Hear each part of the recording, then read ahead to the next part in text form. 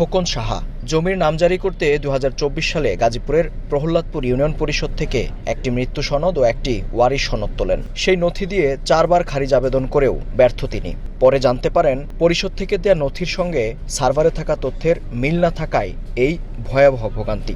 মৃত্যু সনদে যে কিউআর কোড আছে সেই কিউআর কোডটা অন্য এক নামে চলে গিয়েছে। পাশাপাশি ওয়ারিশ সনদেও সেম কাহিনী, অন্য নামে যাওয়ার কারণে আমি ২-৩ বার নাম খারিজের জন্য আবেদন করেছিলাম, সেই খারিজ বাতিল হয়ে গিয়েছে। খোকনের মতো এমন ভোগান্তির শিকার অসংখ্য সেবা প্রত্যাশী। ওয়েবসাইটে থাকা জন্ম সনদ, মৃত্যু সনদ, ওয়ারিশ সনদ, ট্যাক্স নথি আর ট্রেড লাইসেন্সের তথ্য এখন চলে গেছে হ্যাকারদের হাতে।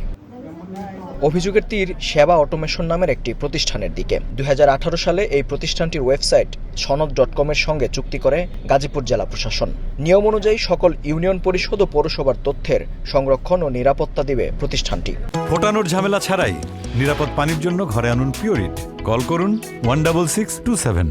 তবে ২০২৪ সালের শেষের দিকে সনদ.কমের ওয়েবসাইটটি সাইবার অ্যাটাকের শিকার হয়। পরে সেটি ফিরিয়ে আনলেও ততক্ষণে চুরি হয়ে গেছে হাজার হাজার নাগরিকের তথ্য। হার্ড কপির সাথে অ্যাকচুয়াল তথ্যের গরমিল দেখা যাচ্ছে। তো এটা হ্যাক হওয়ার ফলে হয়েছিল। তো পরবর্তীতে আমরা এটা হার্ড কপি সংরক্ষণ করা আছে অফিসে। যাদের সমস্যাটা হয়েছে তারা যদি ইউনিয়ন পরিষদে যোগাযোগ করে সেখান থেকে সমাধান করে দেওয়া হচ্ছে।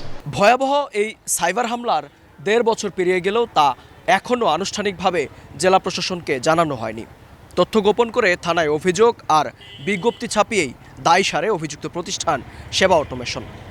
এসব বিষয়ে জানতে বারবার যোগাযোগ করলেও প্রতিষ্ঠানটির কোনো কর্মকর্তাই আনুষ্ঠানিক বক্তব্য দিতে রাজি হননি। বিষয়টি জানাজানি হলে দেরিতে হলেও অবশ্য নড়েচড়ে বসেছে স্থানীয় প্রশাসন। ওয়েবসাইটটির নিরাপত্তা ত্রুটি এবং ডেটা রিকভারি সম্ভব কিনা তা খতিয়ে দেখছে কর্তৃপক্ষ।